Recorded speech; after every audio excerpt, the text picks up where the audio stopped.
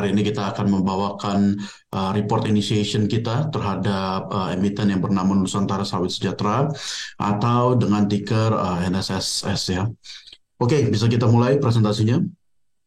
Ya, jadi beberapa saat lalu kemarin kita sudah sempat membahas tentang NSS ya. Jadi memang kalau misalkan kita mengingat dari presentasi yang lalu, di first Q 2023 kemarin memang untuk plantation profile daripada NSS sendiri itu berada di umur kisaran dengan rata-rata 8 tahun. Di mana ini kalau misalkan kita bandingkan dengan CPO plantation yang ada di industri itu relatif favorable dibandingkan yang lainnya karena memang umurnya di 8 tahun ini masih dikategorikan sebagai prime age era ya. Dimana kalau misalkan di industri sendiri itu memang kisaran umurnya itu rata-rata ada di 15 tahun.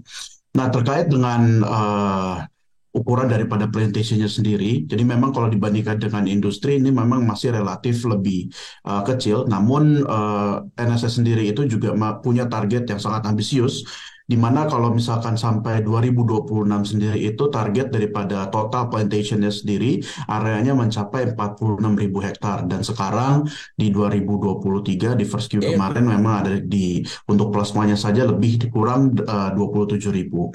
Nah, kalau misalkan kita membahas tentang umur yang memang relatif lebih muda dan di mana di eranya ini prime age, memang kalau misalkan kita melihat daripada FFB production-nya ini yield-nya akan ekspektasinya lebih tinggi daripada di industrinya. Memang kasarannya pertama sekarang ada di 15 ton per hektar di yield-nya.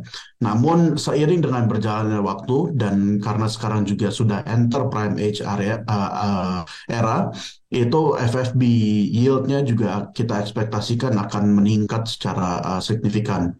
Memang untuk tahun ini outlook daripada untuk produksi FFB-nya agak sedikit kehamper terkait dengan cuaca yang memang kurang favorable. Namun untuk dimulai dengan second Q 2023 ini kita ekspektasi FFB yield akan lebih baik, kemudian juga sehingga tandan buah segar atau FFB-nya sendiri itu akan lebih yield-nya lebih baik sehingga produksinya juga lebih maksimal.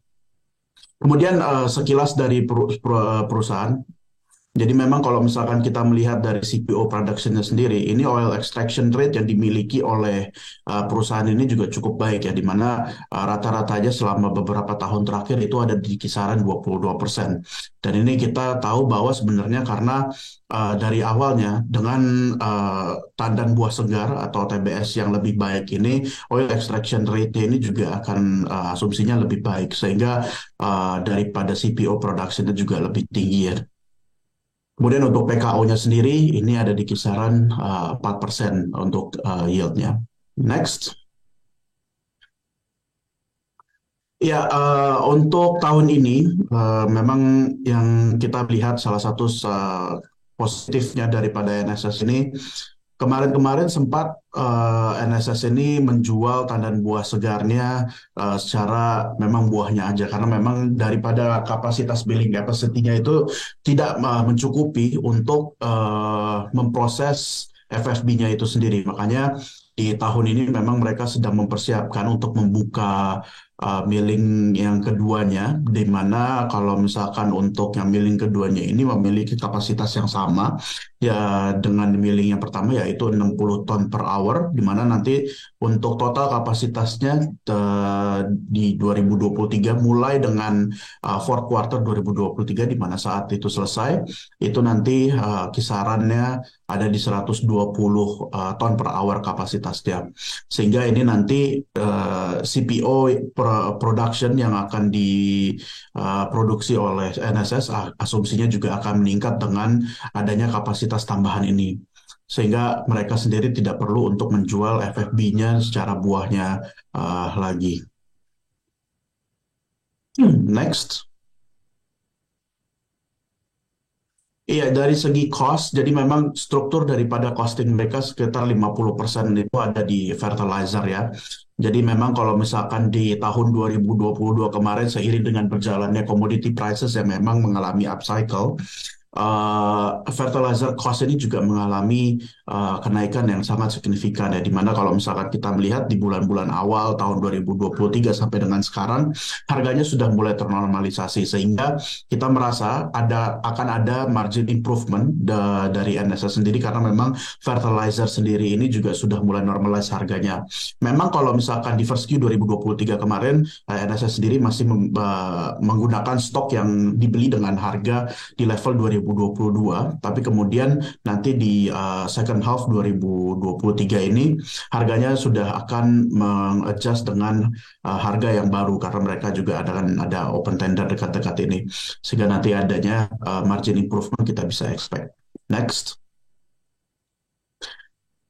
Ya, sekilas tentang performance-nya kemarin ini tadi kita sudah sampaikan ya jadi kalau misalkan dilihat dari komponen cost-nya sendiri itu mengalami kenaikan yang sangat signifikan dibandingkan dengan tahun lalu karena memang adanya tadi fertilizer cost yang sangat tinggi ya, dimana kalau misalkan kita melihat daripada top line-nya sendiri itu juga masih berkurang secara year on year 15,3% dan itu memang tadi sudah kita sampaikan bahwa memang ada permasalahan terkait dengan weather condition dan perlu diketahui oleh sahabat Mira Asset semua untuk plantation CPO ini memang sangat tergantung daripada cuaca dan itu tidak bisa dikendalikan. Ketika cuaca itu kurang favorable terhadap industrinya atau terhadap plantationnya maka itu akan berdampak mulai dari tandan buah segarnya atau FFB-nya sampai dengan extraction rate-nya sampai mereka menjadi CPO sehingga memang kalau misalkan kita lihat di performance daripada keuangannya untuk NSS itu cukup terdampak mulai dari top line-nya,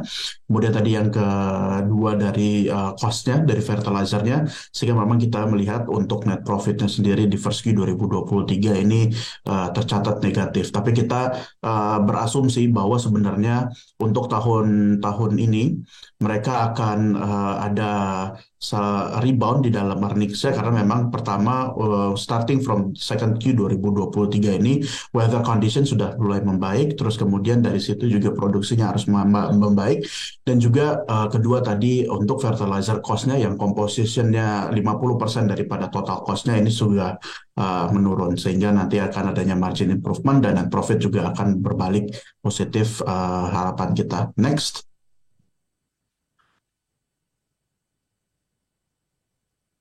Ya, terkait dengan industrinya sendiri, ini kita tidak melihat adanya permasalahan yang cukup signifikan dibandingkan dengan average selling price yang memang sudah ternormalisasi mulai dari awal tahun dibandingkan dengan harga yang 2022 kemarin. Tapi kemudian dari sisi demand-nya ini kita juga sudah expect sebenarnya untuk demand masih remain resilient ya, baik di domestik dan juga ekspor.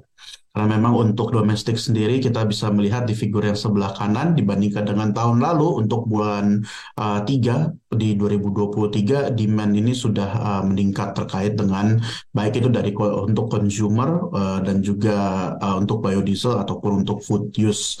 Dan ini juga memang dikarenakan juga aktivitas ekonomi yang kembali pulih di tahun ini. Untuk kemudian untuk ekspornya sendiri kita untuk yang di sebelah kiri itu juga sudah mengalami kenaikan juga.